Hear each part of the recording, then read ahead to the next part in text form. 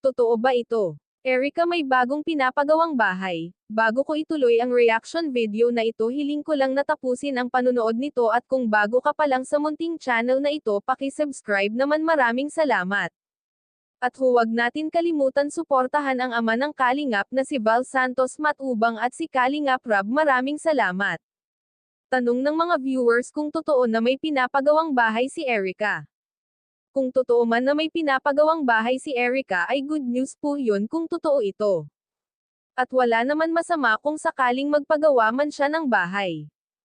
Dahil alam naman natin lahat na halos magigiba na ang bahay ni Erica, kaya walang masama kung magpagawa siya ng bahay. Alam naman natin lahat na sobrang matipid ito si Erica sa pera, kaya siguro nakapag-ipon ito. At saka kung may pinapagawa man siyang bahay, deserve niya yon. Dahil magpasa hanggang ngayon, marami pa rin naman natatanggap si Erica na biyaya, naka-off-cam nga lang ito. At paminsan-minsan nga si Edu pa ang naghahatid ng mga binibigay ng sponsor kay Erica. Alam naman natin lahat na laging nakasuporta itong si Edu kay Erica, dahil sa haba ng kanilang pingsamahan, at alam din natin na talagang may gusto itong si Edu kay Erica. Haka-haka pa nga ng mga netizen na meron itong scholar sa paaralan at may buwanan pa itong sahod.